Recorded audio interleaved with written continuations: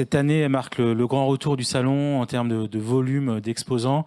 Et on l'a vu toute la matinée en termes de débat, électrification, territoire. Vous êtes au cœur de tous ces sujets. Est-ce que tu peux nous partager un petit peu les grandes lignes de cette édition ?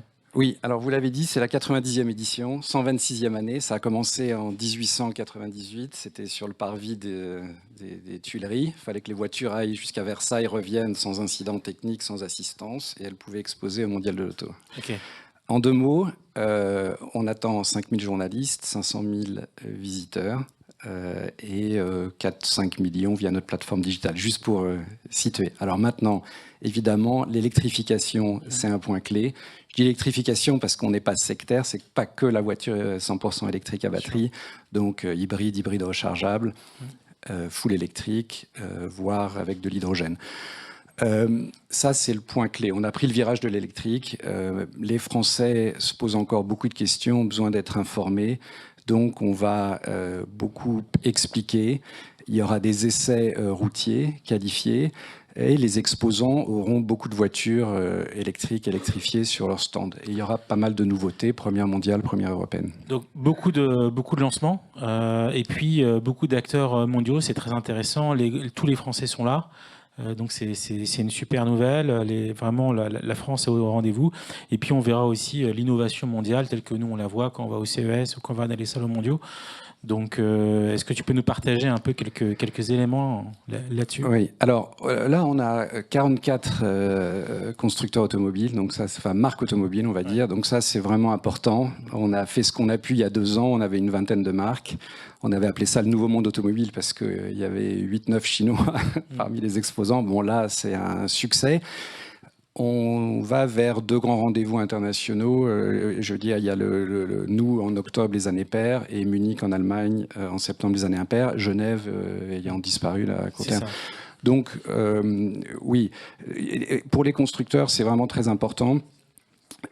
C'est pas seulement une grande fête de l'automobile et important pour notre industrie, mais au-delà des lancements de produits, des nouveautés, pour les CEO des marques automobiles, puisque j'ai vu l'audience, et je pense, voilà, il y a eu les élections européennes, on sera à 2-3 semaines des élections américaines, et c'est important pour des patrons de constructeurs automobiles d'avoir des prises de parole plus corporate et politiques, et pas que lancement de nouveaux produits. Voilà, ça c'est important. Il y a un séminaire, enfin toi tu es au courant, mais toutes les conférences de presse sont le lundi 14. Le 15 au matin, il y a un sommet de la PFA, donc la plateforme automobile, qui est présidée par Luc Châtel, avec des keynotes de Luca De Meo, Carlos Tavares, Oliver Zipse, le patron de BMW. On essaye d'avoir Elon Musk au moins en visio. Voilà, donc ça c'est important aussi. Et puis on aura pas mal de conférences à la fois B2B et B2C. Ce qui est important, c'est pas seulement les produits, c'est aussi les services. Vous savez, on est de moins en moins propriétaires, de plus en plus utilisateurs. J'entendais parler de problématiques de mobilité en ville là, juste avant. Ça, c'est aussi très important. Et fondamental, l'accessibilité. Je veux dire, on ne fera jamais la transition écologique si c'est que les personnes très aisées ou celles qui ont des voitures de fonction avec la recharge au bureau, voire à la maison payée par l'entreprise. Enfin, la réalité, c'est pas ça. Donc, on est obligé de faire attention à l'accessibilité, des solutions d'abonnement ou autres. Voilà, il faut que les classes moyennes inférieures basculent aussi, sinon on n'y arrivera pas. Et aujourd'hui, c'est un peu problématique parce que vous savez tous que c'est quand même beaucoup plus cher qu'une voiture thermique, encore aujourd'hui, à taille équivalente.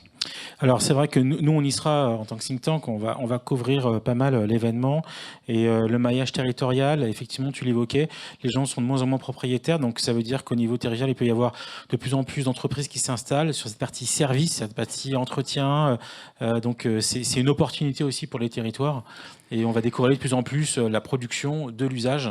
Et donc, il y a peut-être beaucoup d'opportunités pour les territoires. Exactement. Alors, je vous entendais parler là du dernier kilomètre ou des derniers mètres. Effectivement, ça, c'est une chose. Aussi, on peut très bien, je ne sais pas si, moi j'ai vécu au Japon, mais les K-Cars. Quand tu étais chez Toyota. Ouais, quand j'étais au siège global de Toyota et Lexus. Mais il y a des petites voitures, enfin, toutes les voitures, il y a des besoins de mobilité très différents, urbains, même dans des villages. On n'a pas forcément besoin de voitures qui peuvent aller à 180 sur l'autoroute ou avec une autonomie de 500 km, donc qui peuvent être beaucoup plus légères, moins chères. Il y a tout ça. Et puis, il y a Alors là, je suis étonné parce que le véhicule utilitaire léger, ça aussi c'est une problématique intéressante, je pense, pour vous. Et là, les principaux constructeurs ont tous souhaité. La dernière fois, on avait un espace mobilité professionnelle électrique à hydrogène. Et là, les constructeurs ont souhaité avoir leur propre stand avec des solutions de véhicules utilitaires légers. Donc c'est le cas de Renault, c'est le cas de Ford, de Stellantis, aussi de Kia même. Enfin, voilà, il y aura une offre aussi très intéressante. Ça aussi c'est important. Alors les ZFE, je crois qu'il y a plus que 2 villes là qui sont, ça a été un peu abandonné ou décalé dans le temps, mais c'est aussi important d'avoir ce type de solution. Oui, et ce sera vraiment présent au Mondial de l'Auto. Très bien, ouais, les ZFE, effectivement, on en parlera en mars prochain lors de conférence sur la mobilité.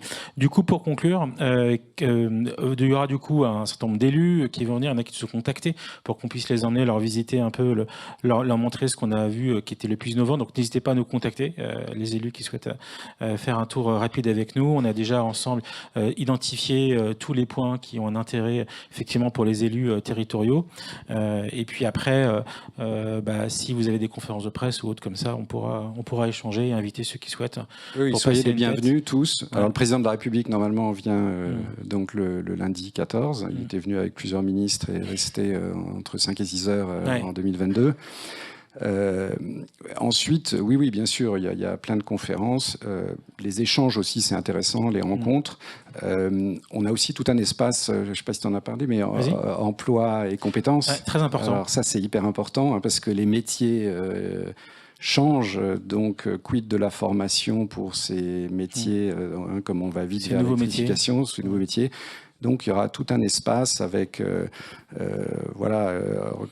managé par la PFA, le campus des métiers et des qualifications.